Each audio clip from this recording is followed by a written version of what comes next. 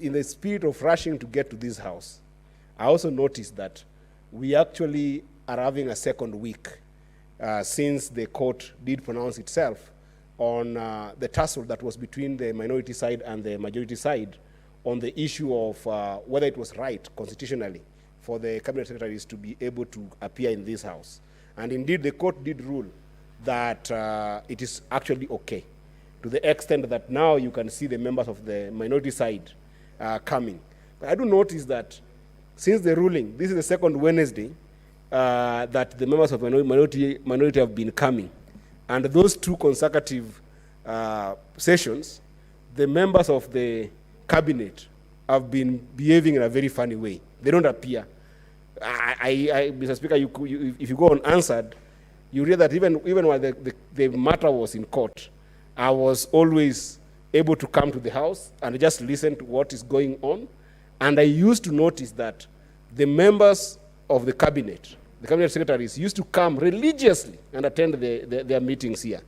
I'm beginning to think that perhaps it used to be a tete-a-tete between colleagues from the Kenya Kwanza side. It was just a dialogue, that there was no interrogation, there was no nuance perhaps in terms of engaging the cabinet secretaries. But now that the opposition is here to interrogate, to scrutinize, to be able to actually ask the right questions, they are running from the house, Mr. Speaker.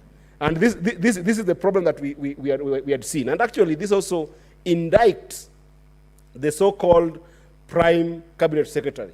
Because, Mr. Speaker, the work of the prime cabinet secretary is actually to be able, I'm saying so-called because it's not in the constitution, but it was created anyway. We disputed it as members of the minority side. But now that is there, Article 153 of the Constitution on decisions, responsibilities, and accountability of the cabinet lies squarely with the prime cabinet secretary, because his duty is to be able to supervise and ensure that the members of the cabinet can actually come to this house and answer questions and be held to account. So it is an indictment and a big failure on Honorable Musalia Mudavadi.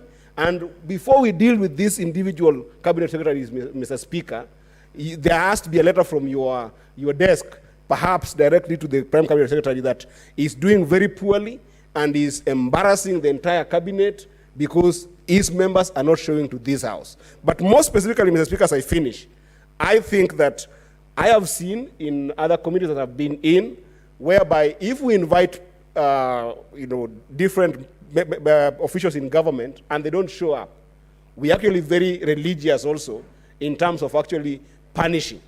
We punish by summon because we are mandated to do so. We punish by fines because we're mandated to do so. Mr. Speaker, the censorship that I'm expecting under Standing Order number 51D is a censorship that goes with punishing these cabinet secretaries with fines. And Mr. Speaker, I hope that these fines can not only be for the House, but also somebody like Senator Kinyua and Senator Chute.